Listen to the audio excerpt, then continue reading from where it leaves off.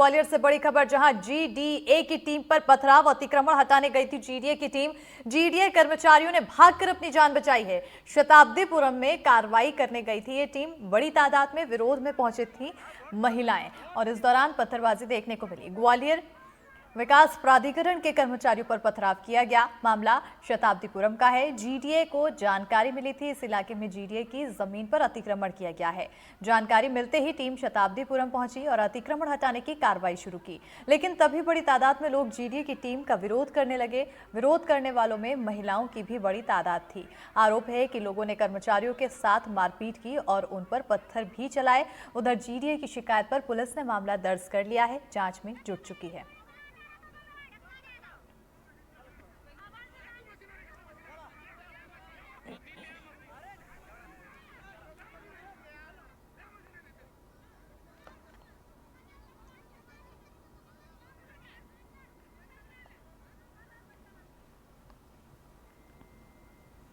मध्य प्रदेश विधानसभा के क्षेत्र के विकास कार्यों को लेकर सरकार एक बड़ी योजना पर काम कर रही है। इस योजना के तहत तमाम विधायकों को 100 करोड़ रुपए दिए जाएंगे और इसके लिए विजन डॉक्यूमेंट सभी विधायकों को तैयार करके अपने अपने क्षेत्र के देने होंगे। सरकार की मंशा पर सियासी घमासान छिड़ गया है।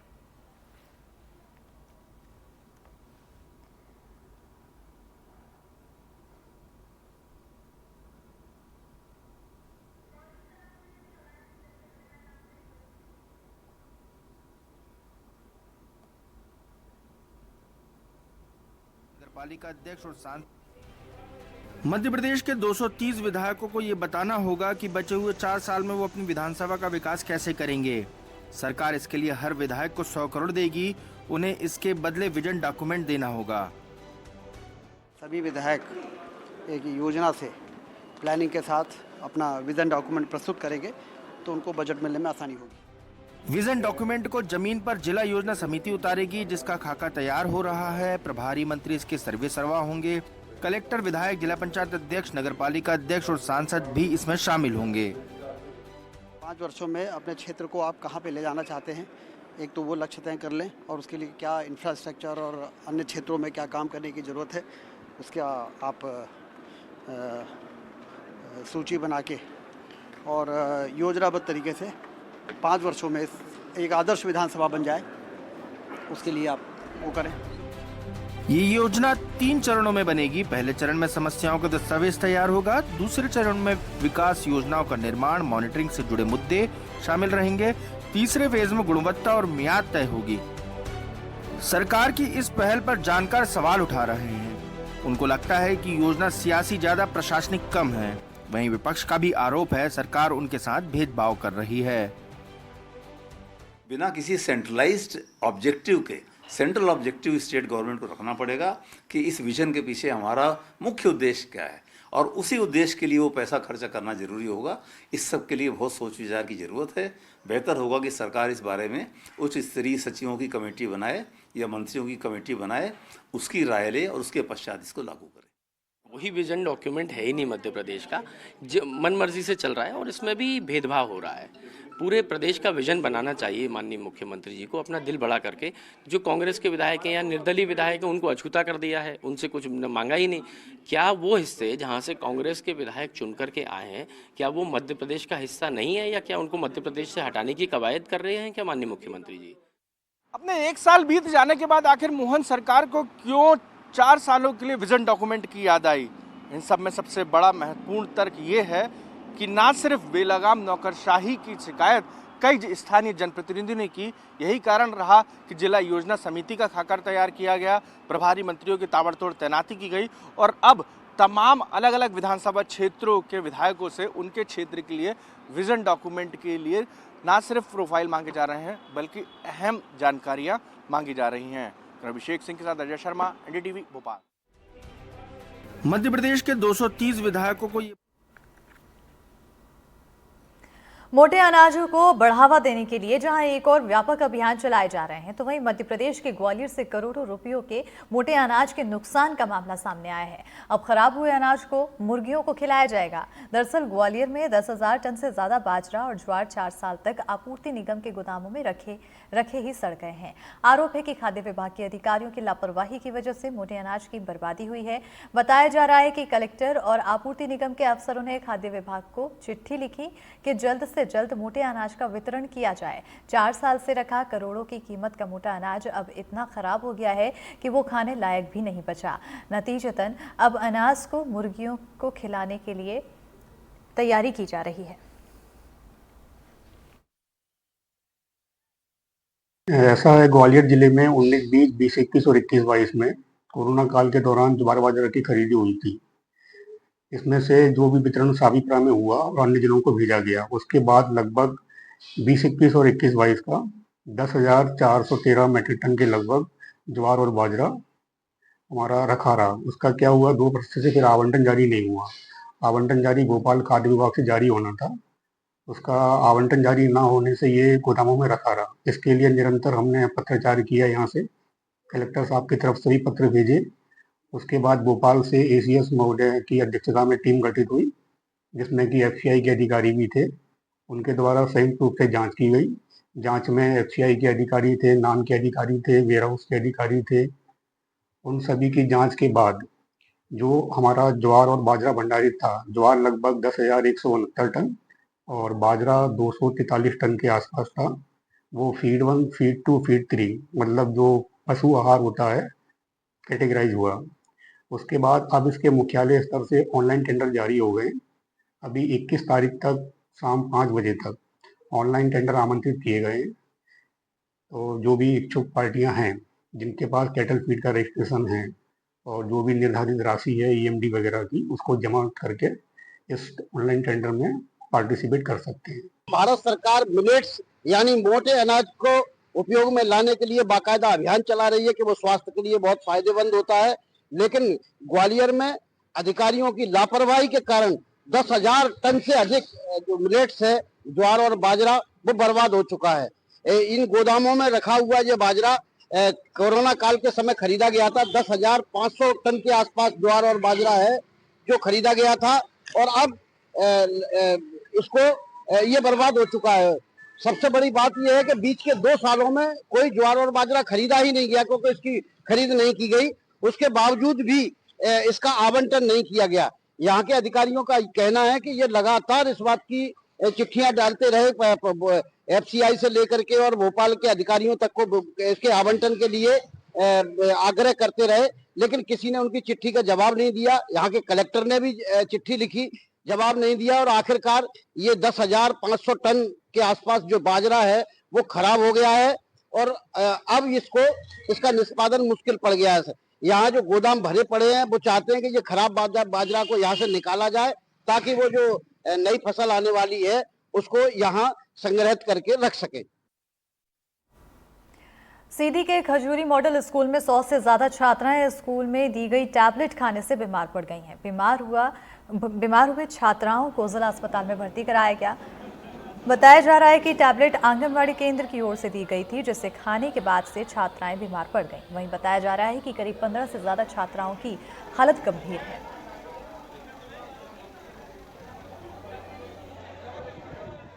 दो मैडम आई थी, उन्होंने गोलियां खिलाई इस वजह से। कितने गोली खिलाई?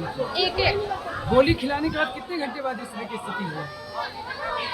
लगभग आधा घंटा या 1 घंटा। वो कोई गोली लाए थे। कौन लाया था?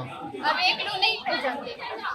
आंगनवाड़ी से हैं। हाँ। क्या हुआ? गोली लाए थे, कोई खिलाए थे, तो जो लोग खा लिए थे तो उनकी प्रॉब्लम हुई। गोली खाने के कितने घंटे बाद ये सब घोषित होने लगे? आधे घंटे 1 घंटे। कितने लोगों ने सेवन किया होगा? बहुत लोग, लगभग होंगे 70। जिसका सेवन कराया गया है वो किस कक्षा की छात्र थी? 6 से लेकर 12 तक। स्कूल में टैबलेट से बच्चों को जबरदस्ती खिलाया जा रहा था। मैं अपनी बहन को लेकर आ रहा था, स्कूल का गेट तक बंद किया गया। मेरे ऊपर अत्याचार किए गए थे। इसके पहले भी प्रिंसिपल के सब काम है, इस सबको कार्रवाई इनके ऊपर की जाए।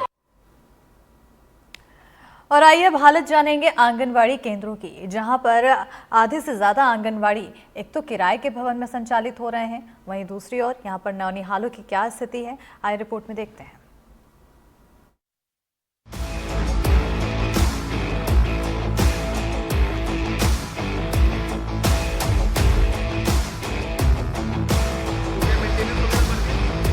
₹1500 के किराए में आंगनबाड़ी चलाने भवन मिल जाए, जिसमें कमरे, बरामदा, साफ सफाई, शौचालय, खेल का मैदान, बिजली इत्यादि इत्यादि हो, ये सरकारी चाहत है। हकीकत दिखाने एनडीटीवी की टीम निकली तो राजधानी भोपाल में ये दिखा। दीवारों पर सीलन है, शायद सालों से रंग रोगन नहीं हुआ। बच्चे जमीन पर बैठे हैं, पास में ही सीमेंट की बोरियां और दूसरा सामान रखा है।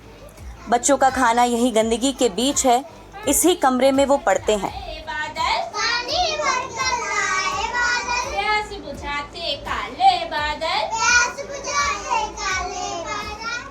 भोपाल में शिवनगर और रोशनपुरा इलाके में इन आंगनबाड़ी केंद्रों में ना तो बच्चों के बैठने की व्यवस्था है, ना ही सहायिकाओं के बैठने के लिए जगह। किराया भी महीनों की देरी से आता है। भोपाल के शिवनगर बस्ती में हम मौजूद हैं। यहाँ पर एक आंगनवाड़ी आपको दिखाते हैं। ये पतली सी गली है और एक ये कमरे में संचालित पूरी आंगनवाड़ी है। आप देखेंगे कि ये एक छोटा सा कमरा है जिसका 3000 रुपये किराया जो है वो दिया जाता है और यहाँ पर करीबन रोज़ाना 25 से 30 बच्चे आते हैं। लेकिन यहाँ पर जो किराए की आंगनवाड़ी है वो जो है आप देखेंगे कि एक छोटा सा कमरा है जिसमें बच्चे जो है अपनी चीज़ें सीख रहे हैं। लेकिन जाहिर तौर पर एक छोटा सा कमरा है, एक जो हम कह सकते हैं कि आंगनवाड़ी में होना चाहिए कि बच्चों को ग्राउंड में खेलना चाहिए और उनके लिए जो है वो स्पेस होना चाहिए जिससे कि वो ज़्यादा से ज़्यादा चीज़ें सीख सकें, बड़ी संख्या में बच्चे यहाँ पर आएँ। लेकिन ये एक छोटे से कमरे में आंगनवाड़ी संचालित है जो कि किराए पर है। 3000 रुपये किराया प्रति माह इसका दिया जाता है। कई बार किराया आता भी नहीं है। जाहिर तौर पर थोड़ी परेशानियाँ तो होती हैं, लेकिन सच्चाई यही है कि राजधानी भोपाल की 50% से भी ज़्यादा जो आंगनवाड़ी हैं वो किराए से संचालित हैं। किराए की भवन संचालित है आंगनवाड़ी और यहाँ का किराया 3000 है। और बाई चांस अगर नहीं भी आता तो मकान मालिक जो है ना उनको बोल के हम नेक्स्ट मंथ का एक साथ दे देते हैं। किराया से चल रही है, थोड़ा सा परेशानी तो जाती है क्योंकि बच्चों को एकदम से माहौल नहीं मिल पाता आंगनवाड़ी संचालित करने के लिए, पर अब एडजस्ट करना पड़ता। फिर समय समय पे चेंज होता रहा है रूम। बच्चों को अगर लगता है हमें कि यहाँ पे नहीं हो पाएगा तो हम सामने की रोड को कवर कर लेते हैं और यहाँ का जो है यहाँ कर लेते हैं। नहीं, रूम के अकॉर्डिंग, जैसे ज़्यादा रूम है तो ज़्यादा भी किराया आता है, रूम के हिसाब से ही किराया आता है। महीनों किराया नहीं मिलने पर कई आंगनबाड़ी केंद्रों पर ताले डल गए। सरकार ने व्यवस्था बनाई थी कि अब किराया सीधा मकान मालिक के खाते में आएगा, ना ही पैसा मिल रहा है। मकान मालिक कहते हैं कि कमरा खाली कर दो। 5-5 महीना चढ़ जाते हैं, 4-4 महीना चढ़ जाते हैं, फिर मतलब रुक जाता, 2-3 महीने रुक ही जाते, 3 महीने एक्स्ट्रा रोक लेते हैं। इसके बाद में मतलब 2 महीने के भेजाएंगे, कभी 2 महीने के, कभी 3 महीने के, कभी ऐसे नहीं आए, मतलब पूरा क्लियर नहीं हुआ कभी भी आज तक। 2000 रुपये में होता क्या ये बताइए आप? पूरा किराया भरना पड़ा, लाइट का बिल मिल सब अलग ही भरना पड़ता है हमको। भाई अब देखते हैं, थोड़े दिन देंगे, खाली करवाएंगे भैया मैडम। ऐसे में क्या पोषण मिलेगा समझना मुश्किल नहीं है। प्रदेश में कुल 97,329 आंगनवाड़ी संचालित हैं। 25,482 आंगनवाड़ी किराए के भवनों में संचालित है। भोपाल और इंदौर संभाग में 50% केंद्र किराए से हैं। संचालन के लिए 650 वर्ग फीट की जगह निर्धारित की गई है, लेकिन कई जगहों पर 10 बाय 10 के कमरों में आंगनबाड़ी चल रही है।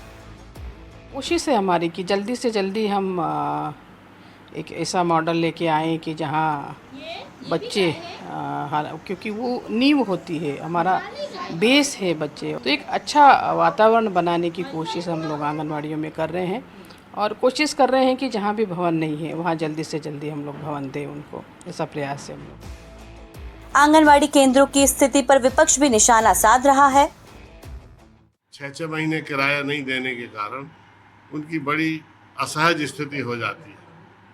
तो सरकार ने कितनी बार ये वायदा किया कि मध्य प्रदेश में सभी आंगनवाड़ियों में ये भवन बना देंगे ताकि बच्चे सुविधापूर्वक वहाँ बैठ सके, अच्छे से अपना जो प्ले वे मेथड है उसको अडॉप्ट कर सके। मध्य प्रदेश सरकार पूर्व में आंगनवाड़ी केंद्रों के खुद के भवनों में संचालित होने और उन्हें प्ले स्कूल बनाने की योजना शुरू करने वाली थी, लेकिन अधिकारियों की अनदेखी के कारण ये योजना ठंडे बस्ते में चली गई। फिलहाल महिला एवं ग्रामीण विकास विभाग ने ग्रामीण यांत्रिकी विभाग को आंगनवाड़ी केंद्र बनाने की जिम्मेदारी दी थी। संशोधित बजट के हिसाब से 11 लाख रुपए प्रति आंगनवाड़ी के लिए तय किया गया है, लेकिन फिलहाल इस आंगनवाड़ी का बजट जा कहां रहा है और प्रदेश की 25% आंगनवाड़ी किराए के भवनों में संचालित क्यों हो रही हैं, ये सबसे बड़ा सवाल पैदा होता है। राजधानी भोपाल से कैमरा पर्सन राजू बाथम के साथ अमृतांशी जोशी, एनडीटीवी। कांकेर में भारी बारिश का सितम जारी है और बीते 3 दिनों से हो रही बारिश ने लोगों की मुसीबतें बढ़ा दी हैं। जिले के कई इलाकों में नदी नाले उफान पर हैं, जिससे बहुत से गांव और कस्बों में को जिला मुख्यालय से संपर्क टूट गया है। चारामा से होकर गुजरने वाली महानदी उफान पर है। हराडुला गांव के पास पानी पुल के ऊपर से बह रहा है और जिससे सड़क बंद हो गई और सिर्फ हराडुला नहीं बल्कि महूद जैसे इलाकों का भी यही हाल है। और एक तरफ रास्ते बंद हो गए हैं तो दूसरी तरफ किसान भी परेशान है। एनडीटीवी की टीम चारामा पहुंची, देखिए हमारे संवाददाता नीरज तिवारी की रिपोर्ट। कांकेर में बारिश का सितम देखने को मिल रहा है। जगह जगह जो है पानी उफान पर है, नदी नालों पर पानी चल रहा है, जिसके कारण वहां पर जनजीवन काफी प्रभावित है। इस वक्त हम चारामा जो है वहां के ग्राम हाराडोला के पास पहुंचे हुए हैं। देख सकते हैं ये महानदी का रौद्र रूप है। महानदी जो यहाँ बीच से बहती है हाराडोला ग्राम के पास में, वहां महानदी जो है काफी उफान पर है। ये जो पुल था इसके ऊपर से जो है पानी जाने की शिकायतें सामने आ रही थी और इस वक्त हम पहुंचे हैं। कुछ लोगों को यहाँ पर रोक दिया गया है। आप देखिए सामने कुछ पुलिस के जवान भी खड़े हैं। इस ओर देखेंगे तो यहाँ पर पुलिस के जवान मौजूद हैं। ये लोग यहाँ से है। ये बताइए आप लोग यहाँ पे कितने देर से खड़े हैं? अभी हम लोग को 10 मिनट हुए हैं आए हुए। कहाँ जा रहे थे? अभी जस्ट घूमने ही आए हैं बगल वाले गांव से। तो ये कब से चल रहा है पानी यहाँ पे? या तो कल रात से ही ऊपर चल रहा है पानी? ऊपर चल रही थी लेकिन अभी थोड़ा कम हो गया। आना जाना बंद कर दिए क्या? हाँ, आना जाना को भी रोक दिया। आप कहाँ से आए हैं? हमने यही कांकेर से, चारामा से जी। तो कहाँ जा रहे थे आप? अभी हम लोग हाराडुला जा रहे थे आगे। और तो फिर रोक दिया गया है क्या? हाँ, रोका गया है। सुनने में आया था कि इसके ऊपर से चल रहा है पानी, लेकिन अभी तो ठीक दिख रहा है। अभी फिर भी वहाँ पे देख रहे हैं कि ऊपर पानी कुछ हिलोरे मार रहा है, पानी ऊपर जा रहा है, शुरू हो रहा है अभी। हो रहा है ना? जी तो आप लोग नहीं जा रहे हैं? अभी पुलिस नहीं वाले जवान खड़े हैं? हाँ, यहाँ पे है ना, लोग हैं, सर खड़े इधर भी हैं। तो देख सकते हैं निश्चित तौर पर किस तरह से यहाँ पर पानी जो है पुल के ऊपर से जा रहा है। अब आपको पानी दिखाते हैं किस तरह यहाँ पर पानी भरा हुआ है। ये देखिए जो लगातार 3 दिनों से जो बारिश हो रही है उसमें महानदी का ये रौद्र रूप है। महानदी जो छत्तीसगढ़ की जीवन रेखा कही जाती है, इसका रौद्र रूप देख रहे हैं। काफी मात्रा में पानी है यहाँ पर भरा हुआ है। दूर दूर तक आपको खाली पानी ही पानी नजर आएगा। आप देख सकते हैं हमने दिखाई हाराडोला की तस्वीर, जहां पर महानदी किस तरह से रौद्र रूप ले चुकी है और नदी के जो बहाव है काफी तेज है और पुल के ऊपर से पानी बह रहा है। और ये भी हम महानदी के पास पहुंचे हैं जो कि मचांदुर गाँव है, माहूद गांव है ना, माहूद गांव है, ये माहूद गांव के पास है। और देखिए किस तरह से महानदी का पानी पूरा का पूरा इस ओर भर चुका है। ये देखिए मंदिर है यहाँ पर, आदिवासी गोंड समाज का जो भव लबालब पानी में है, किस तरह से वहां पर झाड़ू से पानी को बाहर निकालने की कोशिश हो रही है। पानी अभी भी भरा हुआ है। दूसरी तस्वीर दिखाना इसलिए इंपॉर्टेंट है क्योंकि ये शिक्षा का मंदिर है और शिक्षा के मंदिर में किस तरह से पानी, नदी का जो पानी है, जो पानी का तेज बहाव है महानदी का, वो इस पानी के शिक्षा के मंदिर जो स्कूल है वहां पर भरा हुआ है। स्कूल का गेट फिलहाल बंद है। स्कूल में ताले लगे हुए हैं क्योंकि यहाँ पर पानी भर चुका है, इसलिए स्कूल को बंद कर दिया गया है। यहाँ पर अभी क्लास नहीं लग रही है। हम इसको और अंदर जाने की कोशिश करेंगे और आपको दिखाएंगे कि देख सकते हैं इस तरह से ताला लगा हुआ है। ये शासकीय उच्चतर माध्यमिक शाला माहूद का वो स्कूल है। देख सकते हैं किस तरह से यहाँ पर बाधा उत्पन्न हो रही है बारिश की वजह से। ये जो पानी है अगर जल स्तर बढ़ता है तो स्कूल तो फिलहाल डूब चुका है। कांकेर में हो रही बारिश का हालचाल जानने हम निकले थे और चारामा हम पहुंचे हुए हैं। चारामा का सिद्धेश्वर गांव पहुंचे हैं जहां पता चला है कि जो सड़क है और सड़क पर जो पुल था वो दोनों ही बह गया है। आपको हम दिखाना चाहेंगे। इस ओर जब पहुंचेंगे तो देखिए किस तरह से ये सड़क और यहाँ पर ये पुल बना हुआ था, ये पूर्ण रूप से बह चुका है। ये भारी बारिश का नतीजा है कि ये सड़क और ये पुल किस तरह से इसे निर्माण किया गया था। ये इनकी गुणवत्ता पर आखिर सवाल खड़े हो रहे हैं कि आखिर निर्माण कार्य में इतनी लंबी बारिश का पानी तक ये नहीं झेल पाई। विधायक सावित्री मंडावी यहाँ पर पहुंची थी। लोगों को उन्होंने हिदायत दी है कि बार बारिश से बचे रहें, जिस जगह पर पानी भरा हो उस ओर जाने की कोशिश ना करें। तो किस तरह से कांकेर जिले में पानी ने अपना कहर भर पाया है ये हम आपको दिखाने पहुंचे थे और पानी का रौद्र रूप आप देख रहे हैं। नीरज तिवारी, एनडीटीवी, कांकेर। बालोद जिले में पिछले 2 दिन से लगातार बारिश हो रही है, जिससे अब जहां छोटे नदी नाले उफान पर हैं तो वहीं निचली बस्तियों में बारिश का पानी अब लोगों के घरों में घुसने लगा है, जिसके चलते लोगों की मुसीबतें बढ़ने लगी है। यही नहीं, बारिश के साथ साथ आकाशीय बिजली गिरने से लोगों के घर भी ढहने का मामला सामने आया है। बालोद जिले में पिछले 24 घंटों से लगातार बारिश का दौर जारी है और इस बार जो बारिश हुई है वो काफ़ी नुकसानदेह बारिश भी साबित हो रहा है। ख़ास तौर पे जो देखा गया है, जो जिले के जो निचले जो बस्तियां हैं या फिर ग्रामीण क्षेत्रों में लगातार बारिश की वजह से अब बाढ़ का आलम देखने को मिल रहा है। आप जैसे कि देख सकते हैं मेरे पीछे जो यहाँ पे देखा जा रही है, ग्रामीण क्षेत्र से निकलने वाली जो छोटी छोटी जो नालाओं से निकल कर बहने वाली जो नालाएँ हैं, और यहाँ पे कुछ निर्माण कार्य भी चल रहे थे, जहाँ पे साफ तौर पे देखा जा सकता है जब पानी लगातार बाढ़ बन कर आया तो यहाँ पे जो सड़क पर जो डाइवर्सन सड़क बनाए गए थे, क्योंकि मुख्य मार्ग जो कि पिछले बारिश में ही बह चुका था, और यहाँ पे जब डाइवर्सन सड़क बनाई गई थी, डाइवर्सन सड़क बना करके लोगों को एक सुविधा देने की भी काम किया गया था। लेकिन अभी जो हाल में जो बारिश हुई है, बारिश के बाद एक डाइवर्सन सड़क बहने से यहाँ पे आवाजाही भी पूरी तरह बंद हुई है और लोगों को काफ़ी दिक्कतों का सामना करना पड़ रहा है। और इस बारिश के चलते पूरा जिले भर में जो खासतौर पर ग्रामीण इलाकों में आम जनजीवन पर भी इसका प्रभाव देखने को मिल रहा है। इंदौर में ब्लड कैंसर से जूझ रही एक महिला ने जुड़वा बच्चों को जन्म दिया है और कमाल की बात यह है कि दोनों बच्चे एकदम स्वस्थ हैं। महिला की नॉर्मल डिलीवरी हुई है। हर कोई इसे अजूबा ही मान रहा है। मध्य प्रदेश के इंदौर में ब्लड कैंसर से पीड़ित 22 साल की महिला ने स्वस्थ जुड़वा बच्चों को जन्म दिया है। डॉक्टरों के मुताबिक ये बहुत ही चौंकाने वाला मेडिकल केस है। ट्रीटमेंट तो बहुत काफ़ी अच्छा चला, इसलिए मैं यहाँ पे खड़ी हूँ और आपके सामने मतलब बोल पा रही हूँ। और मेरे मम्मी पापा ने भी बहुत मतलब ध्यान रखा, टाइम टेबल पे गोली दवाई इंजेक्शन सब चला। नहीं पता चला भी और नहीं भी चला, मतलब यकीन नहीं हो रहा था कि मुझे ये बीमारी है, इसलिए। डॉक्टरों के मुताबिक बच्चों को जन्म देने वाली महिला क्रॉनिक माइलॉइड ल्यूकेमिया नामक गंभीर ब्लड कैंसर से पीड़ित है। इस बीमारी की वजह से डिलीवरी कराने में बहुत दिक्कतें आईं। इस पिछले 35 साल में मैंने एक केस और किया था 16-17 साल पहले, और ये दूसरा है। उसमें सिंगल बेबी था, उसके भी बहुत सारे कॉम्प्लिकेशंस थे। ये सेकंड केस है, लेकिन उसमें जो दवाइयाँ चल रही थी अब एडवांसमेंट हो गया है, तो कंपैरेटिवली इसमें पेशेंट को नहीं पता था, तो साइकोलॉजिकली एक इम्पैक्ट बहुत अच्छा था। नहीं तो ट्विंस इतने दिन नहीं जाते। अगर उसको पेशेंट खुद ही यानी डिप्रेस्ड है, खुद ही परेशान है, तो खाएगी कहाँ से। इसमें ये एडवांटेज था। चैलेंजिंग केस तो बहुत है, ट्विंस इटसेल्फ इज चैलेंजिंग। डॉक्टरों का कहना है कि हालात को देखते हुए देश विदेश के कई एक्सपर्ट से सलाह ली गई थी। कौन सी दवा देनी है इसका भी बेहद ख्याल रखा गया था, ताकि मां की बीमारी का बच्चों पर कोई असर ना पड़े। इस कैंसर को हमने पहले कुछ इंजेक्शंस स्टार्ट किए, लेकिन इंजेक्शन से हमको बहुत अच्छा रिस्पांस नहीं आया। हमने काफ़ी एक्सपर्ट ओपिनियन इंटरनेशनली भी हमने लोगों से बात की।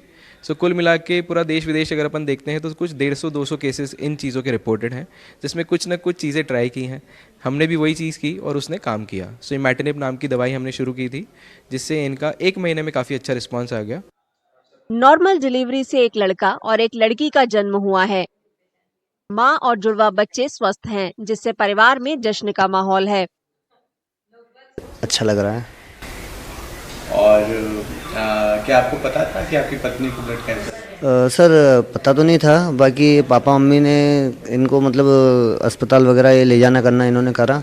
4-5 महीने बाद फिर मेरे को इन्होंने बताया कि ये बहू को ऐसा है, ये है, वो है, तो फिर इन्होंने इनके हिसाब से इलाज करवाया। मेरे को ज़्यादा ध्यान नहीं देने दिया इन चीज़ों पर। इन्होंने ये सब इलाज वगैरह सब टोटल इन्होंने ही करवाया। कैसा लग रहा है? बहुत बढ़िया। अच्छा, जब आपको पता चला कि बहू को ब्लड कैंसर है तो कैसे आपने फिर देख रेख करी? क्या उनको बताया था आपने पहले?